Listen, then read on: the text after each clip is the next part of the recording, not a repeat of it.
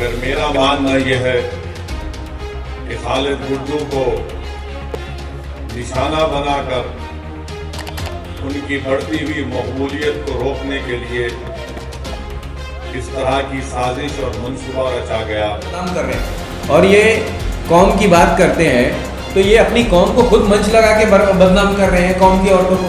इनका काम था पहले जाके ये उन औरतों के उन बच्चों के घर पे गए तो उनसे मिले आज तक कि तुमने ये एलिगेशन किया, क्या तुम्हारे साथ वाकई में जुल्म हुआ है?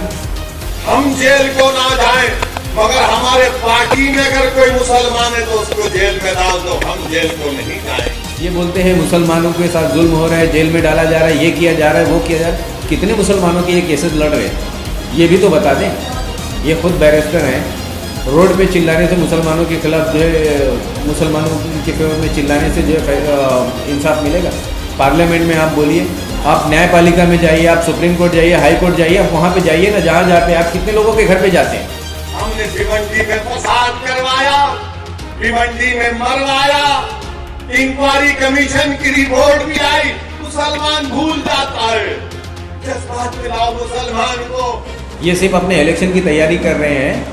हमको हमारे साथ यहाँ कोई जुल्म नहीं हो रहा है, हम लोग बहुत अमन से रह रहे हैं, हिंदू मुस्लिम हम सब सारे लोग मिल के रह रहे हैं। यहाँ की पुलिस भी जो है लोगों के दुख दर्द में खड़ी होती है, लोगों के साथ इंसाफ, किसी के साथ यहाँ जुल्म नहीं हो रहा है। तुम आके बार बार जो है, हम जो अमन से रह रहे हैं वहाँ पे भी तुम आके जो है वहाँ का सुकून भी जो है छीन ले रहे हो। आप बार बार जो है ना, एक बार आप बोलते हो कि हम मजबूत हैं, हम हिस्सेदार हैं, फिर आप दूसरी बात जो है जब मंच पे आते हो तो आप ये साबित कर देते हो कि हम रिफ्यूजी हैं। आपकी बातों से तो ये लगता है कि हम लोग ये मुल्क हमारा है ही नहीं है, हमारे साथ यहाँ जुल्म हो रहा है। हमको तुम्हारे जैसे लोगों की ज़रूरत नहीं है।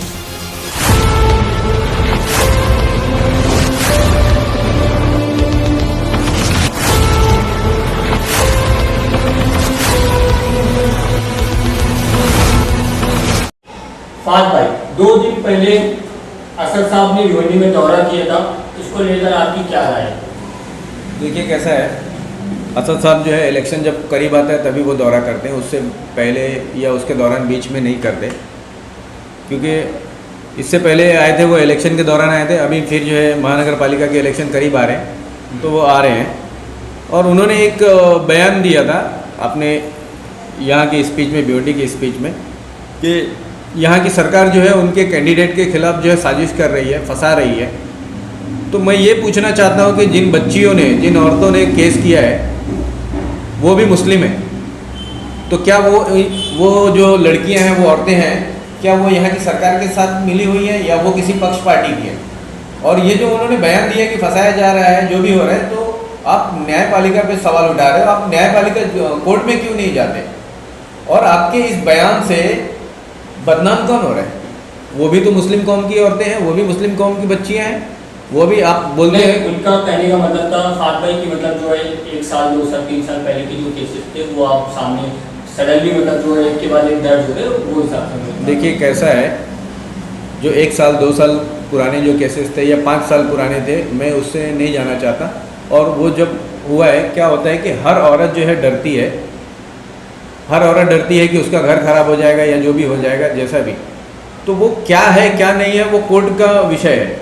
हम यहाँ रोड पे खड़े रह के जो है ना ये मंच लगाकर जो है ना अपनी कौम को खुद बदनाम कर रहे हैं। और ये कौम की बात करते हैं तो ये अपनी कौम को खुद मंच लगा के बदनाम कर रहे हैं, कौम की औरतों को। इनका काम था पहले जाके ये उन औरतों के उन बच्चों के घर पे गए तो उनसे मिले आज तक कि तुमने ये एलिगेशन किया, क्या तुम्हारे साथ वाकई में जुल्म हुआ है?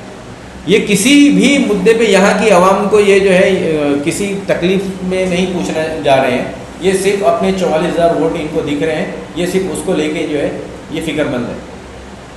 नहीं, ये खाली अपने वोट के लिए तो फिक्रमंद नहीं है, क्योंकि देखा जाए तो उनका ये कहना है कि वो किसी भी पार्टी में हो, लेकिन मुस्लिमों को जो है सियासत में हिस्सा लेना चाहिए। मुसलमान सियासत में हिस्सा ले ही रहे ना, मुसलमान सियासत में हिस्सा लेता है, तो ज़्यादा से ज़्यादा लेना चाहिए। हाँ, तो लेकिन ऐसे ज़्यादा से ज़्यादा ही लेते हैं। इतने ज़्यादा ले लिए कि चुन के नहीं आ पाते, इतने ज़्यादा हिस्सा ले लिए कि चुन के नहीं आ पाते हैं। और ऐसे ही जो है असद साहब जिस तरीके से बयान करते हैं, ऐसे ही लोगों की वजह से जो है मुसलमान एकजुट नहीं हो पा रहे, एक प्लेटफॉर्म पे नहीं आ पा रहे। और ये जो मुसलमानों को बांटने का काम करते हैं, इससे ये इनकी राजनीति क्या है, ये हर पूरे हिंदुस्तान में घूम घूम के जो भी सभा लगाते हैं, जो भी वो एक ही बात करते हैं कि आरएसएस बीजेपी इस मुल्क के लिए खतरा है। वो जातिवाद की राजनीति करते हैं, वो मनुस्मृति लागू करना चाहते हैं, वो हिंदुत्व लागू करना चाहते हैं। तो उनको उनकी मदद कौन कर रहा है? ये पूरे हिंदुस्तान में सारी पार्टियां, कोई और दूसरा कोई तो नहीं दिख रहा है। यही जो है मुसलमानों को जो है बांटने का काम कर रहे हैं ना। आज तक उत्तर प्रदेश में एक चलन था, एक वहम था, जो भी बोल सकते हो आप, कि एक सोच थी कि हिंदू वोट जिसके साथ रहेगा सरकार उसकी बनेगी। इन्होंने उत्तर प्रदेश में जाके ये साबित कर दिया कि मुसलमानों के वोट की ज़रूरत नहीं है सरकार बनाने के लिए। अब मुसलमानों के साथ अच्छे से रहो, बुरे से रहो, सरकार कोई भी फैसला करे उससे सरकार पे कोई फ़र्क नहीं पड़ने वाला है। और उसके अलावा ये बोलते हैं मुसलमानों के साथ जुल्म हो रहा है, जेल में डाला जा रहा है, ये किया जा रहा है, वो किया जा रहा है। कितने मुसलमानों के ये केसेस लड़ रहे हैं, ये भी तो बता दें। ये खुद बैरिस्टर हैं, रोड पे चिल्लाने से मुसलमानों के खिलाफ जो है, मुसलमानों के फेवर में चिल्लाने से जो है इंसाफ मिलेगा? पार्लियामेंट में आप बोलिए, आप न्यायपालिका में जाइए, आप सुप्रीम कोर्ट जाइए, हाई कोर्ट जाइए, आप वहाँ पे जाइए ना, जहाँ पे आप कितने लोगों के घर पे जाते हैं? आप सिर्फ इस मुल्क में जितने लोगों के खिलाफ जो है जुल्म होता है, 125 करोड़ की आबादी में 10-20 अगर हादसे हुए हैं, तो मैं ये नहीं बोलता कि वो सही हुए, वो गलत जो है वो गलत ही है, लेकिन आप उसका फ़ायदा सिर्फ उठा रहे हो। तो फात भाई ये बोलने का मतलब ये कि वो बोलते तो है कम से कम। अभी नहीं, बहुत अच्छी बात है। बहुत अभी हाल ही में लाउड स्पीकर का जो मैटर हुआ था, राज ठाकरे का जो विवादित बयान था, उस पर किसी ने नहीं बोला। असद साहब तो बोले नहीं, कम से कम उस मामले में बहुत सारे लोगों ने बोला है, बहुत सारे लोगों ने बोला है। असद साहब ने बोला है, तो असद साहब सिर्फ अकेले नहीं बोले हैं। आसिम भाई बोले, असद साहब बोले, मुस्लिमों की तरफ से तो ये दो लोग बोले। ठीक है, मुसलमानों के नाम पे जीत के आते हैं तो मुसलमानों के लिए तो बोलना तो पड़ेगा ना। वो कोई एक सब्जेक्ट नहीं है जिससे जो है आप सिर्फ एक सब्जेक्ट को लेके आप रहनुमा नहीं। और राज ठाकरे है कौन? वो भी एक कॉमन मैन है। राज ठाकरे इस देश के प्राइम मिनिस्टर नहीं है कि जिनके फैसले से या जिनके बोलने से मुसलमानों के जो है ज़िंदगी पे कोई असर पड़ने वाला है। कोई फ़र्क नहीं पड़ता ऐसे लोगों के बोलने से, फर्क पड़ा ना फात भाई, कोई फ़र्क नहीं पड़ता है। उनके विवादित बयान के बाद रामनवमी का जो मैटर हुआ था, उसके अंदर जो है कई मस्जिदों पे पत्थर मारे गए। हाँ तो ठीक है ना, उस राज ठाकरे के भी कुछ चाहने वाले लोग हैं, कुछ उनके जो है किराए के भी लोग रहते हैं जो इस तरीके का विवाद पैदा करते हैं। और लेकिन जो सेकुलर रहना चाहते हैं जो लोग, उन लोगों के बीच में जहर घोलने का काम ऐसे लोग करते हैं। मैं लोगों से सिर्फ यही बोलना चाहूँगा कि इस मुल्क की खूबसूरती यहाँ के संविधान, यहाँ के सेकुलरिज्म में है, उसको मानिए। जातिवाद पे मत जाइए। आप अपने करीबी जो भी कैंडिडेट आपको अच्छा लगता है आप उसको चुनिए, चाहे वो हिंदू हो, मुस्लिम हो, जो भी हो। मैं किसी पार्टी पक्ष की मैं बात नहीं कर रहा हूँ। मैं ये नहीं बोल रहा कि आप मेरी ही पार्टी के किसी भी नुमाइंदे को चुनिए, आपको जो ठीक लगता है आप वो करिए, लेकिन इस मुल्क को बचाना है, इस मुल्क की खूबसूरती और इस सेकुलरिज्म को बरकरार रखना है तो इस देश के संविधान को मानना पड़ेगा। आप अपनी मर्जी मत चलाइए, आप यहाँ के जो है जातिवाद मत करिए। तो फात भाई, आपको असद साहब से मतलब इतनी दिक्कत क्यों है, इतनी तकलीफ क्यों है? मुझे एक बात बताइए, क्या हम भिवंडी के लोग जो है यहाँ रिफ्यूजी हैं, भगाए हुए हैं, सताए हुए हैं? हम यहाँ रिफ्यूजी कैंप में रह रहे हैं? हमें किस मुसीबत से बचाने के लिए ये आ रहे हैं? हाँ? ये अपना वोट बैंक, अपने इलेक्शन की तैयारी कर रहे हैं। ये सिर्फ अपने इलेक्शन की तैयारी कर रहे हैं। हमको, हमारे साथ यहाँ कोई जुल्म नहीं हो रहा है। हम लोग बहुत अमन से रह रहे हैं, हिंदू मुस्लिम हम सब सारे लोग मिल के रह रहे हैं। यहाँ की पुलिस भी जो है लोगों के दुख दर्द में खड़ी होती है, लोगों के साथ इंसाफ, किसी के साथ यहाँ जुल्म नहीं हो रहा है। तुम आके बार बार जो है, हम जो अमन से रह रहे हैं वहाँ पे भी तुम आके जो है वहाँ का सुकून भी जो है छीन ले रहे हो। ज़बरदस्ती की बातें करते हो कि हिंदू मुस्लिम। अरे ठीक है, जहाँ है वहाँ बोलो, जहाँ पे है वहाँ पे आप बोलो और वहाँ के खिलाफ जो है पार्लियामेंट में आवाज़ उठाओ। जहाँ नहीं है वहाँ क्यों फैला रहे हो? महाराष्ट्र में लोग बहुत सुकून से हैं। मैं समझता हूँ पूरे हिंदुस्तान में अगर ज़्यादा सुकून है, आप कंपेयर करके देख लो, पूरे हिंदुस्तान में लॉ एंड ऑर्डर सबसे ज़्यादा जो है महाराष्ट्र में फॉलो किया जाता है। यहाँ कभी भी दिन रात, कभी भी 24 घंटे लोग आ जा सकते हैं, ट्रैवल कर सकते हैं, औरत बच्चे कभी भी आ जा सकते हैं।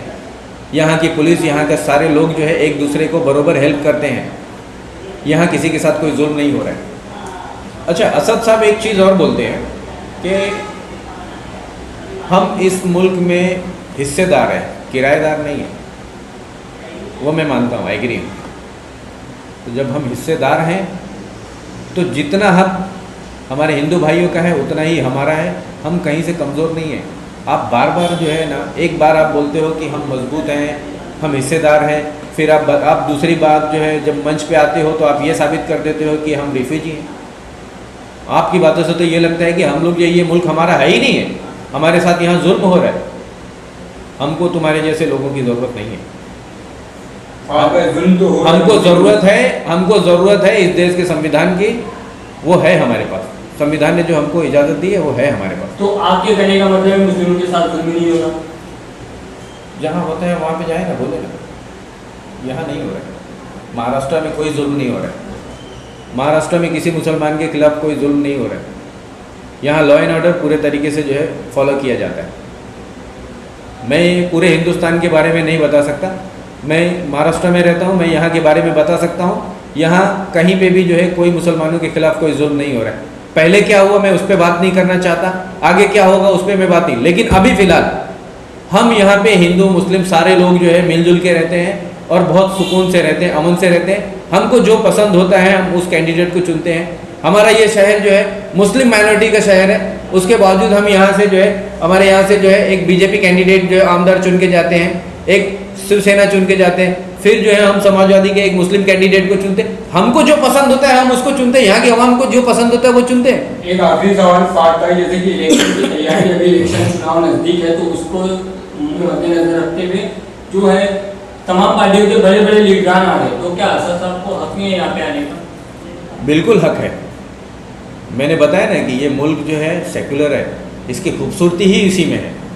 बिल्कुल आ सकते हैं।